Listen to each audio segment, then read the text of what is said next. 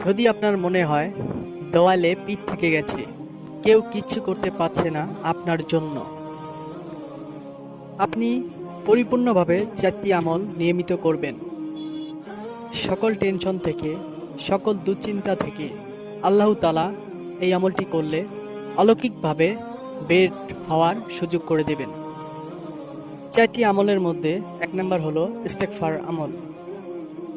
আপনি হঠাৎ করে ফেঁসে গেছেন কোনো জায়গায়, আপনি কোনো কিছুতে আপনি সেখান থেকে আটকা পড়ে গেছেন, বের হতে পারছেন না, তাহলে আপনি ইস্তেগফার পড়ুন। 2 নম্বর হলো বারবার দুরূদ পাঠ করুন। আরেকটি আমল হলো বিপদের দোয়া, দোয়া ইউনুস। 4 নম্বর দোয়াটি হলো, সর্বশেষ দোয়াটি হলো ইয়া জাল জাল্লাকি ওয়ালিকাম। ইনশাআল্লাহ এই 4টি আমল করবেন বিপদে পড়ার সময়। পিস্তলের গুলি